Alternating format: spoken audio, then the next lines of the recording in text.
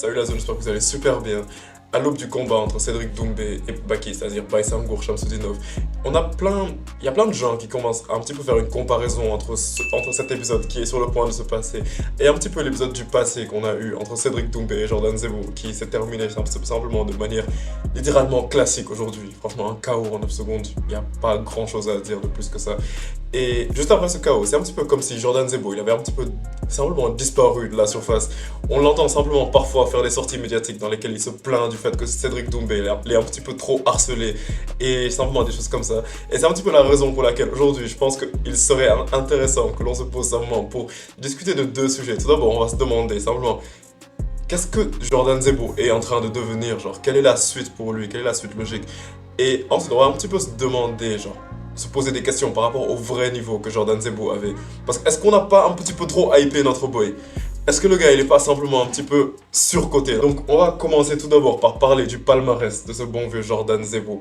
Donc bon, je vais te faire une présentation rapide de la personne. Genre si tu ne sais pas Jordan Zebo c'est qui? Si tu vivais sous une roche pendant quelque temps. Donc si je te mets simplement cet extrait, tu vas normalement savoir c'était qui Jordan Zebo.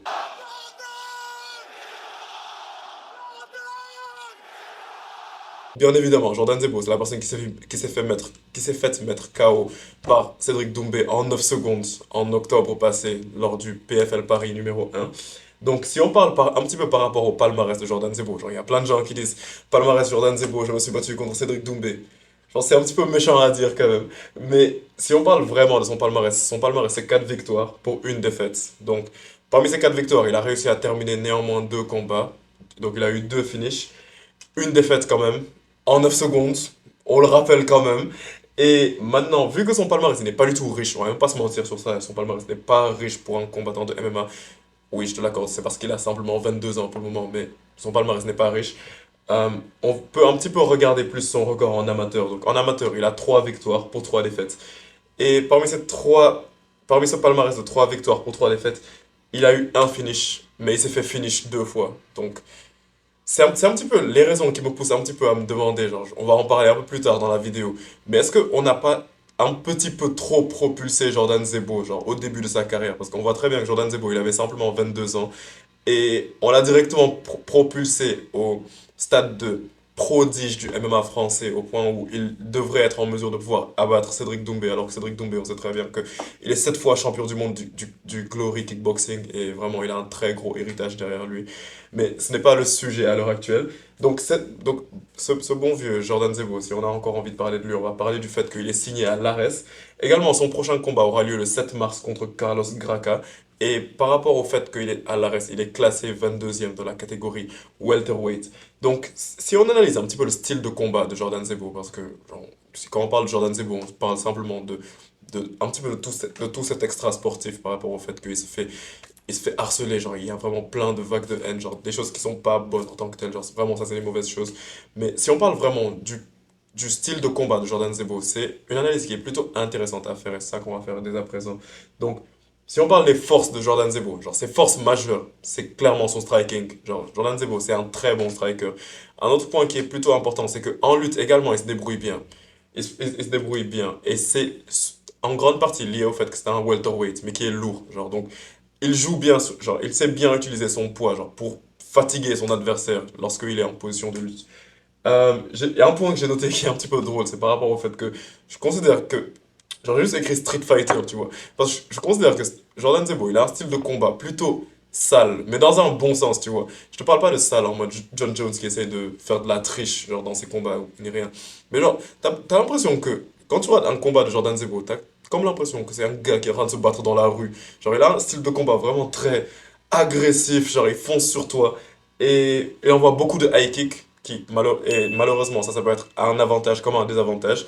Le côté dans lequel ça peut être un avantage, c'est par rapport au fait que lorsque tu es un combattant très imprévisible comme ça, qui envoie plein de coups non calculés, qui envoie des high kicks et tout, tu peux surprendre ton adversaire et le mettre KO. Le point négatif, au contraire, genre c'est si tu te bats contre un adversaire expérimenté comme un Cédric Doumbé, bah il va juste anticiper ton high kick et te mettre KO de la même façon qu'il a réussi à le mettre KO facilement en 9 secondes après avoir anticipé un high kick de manière très simple. Donc si on parle un petit peu à présent des faiblesses de Jordan Zebo, pourquoi Jordan Zebo n'est pas le GOAT? Tout d'abord, c'est le fait qu'il a toujours des difficultés pour terminer le combat. Donc, on va être honnête pendant 2 secondes.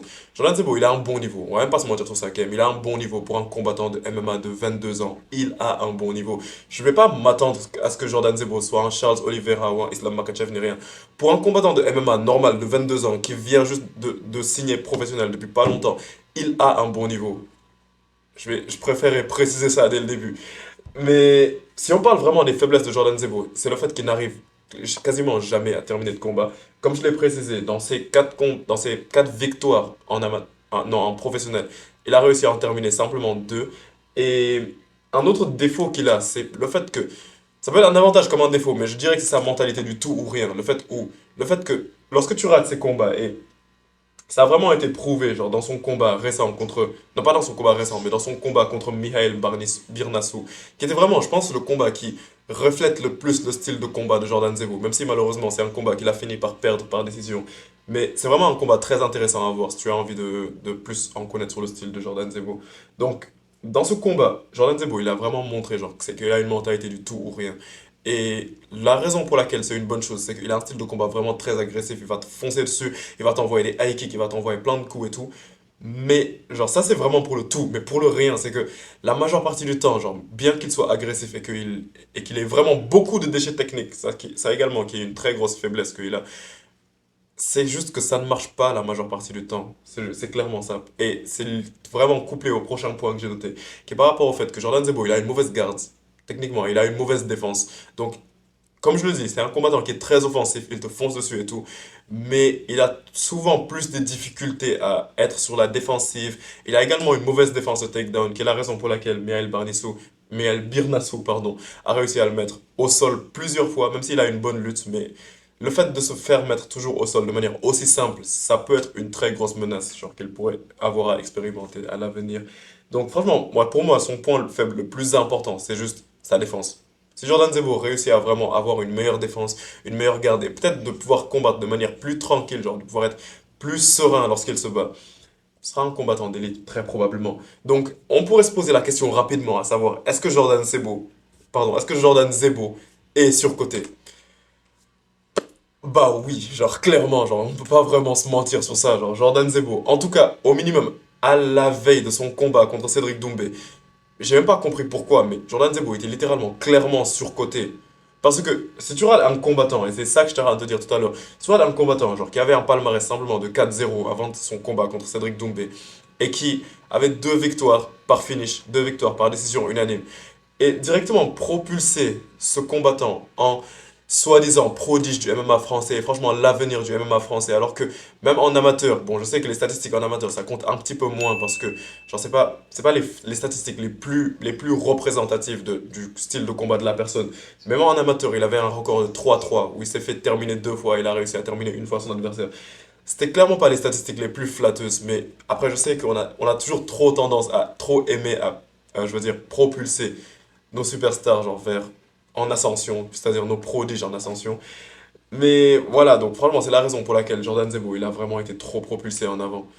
Et ouais, donc malheureusement, donc c'est la raison pour laquelle Cédric Doumbé a réussi à l'exposer aussi facilement que ça, seulement en 9 secondes. Donc à l'heure actuelle, on pourrait se poser la question simplement, à savoir quelle est la suite logique pour Jordan Zebo.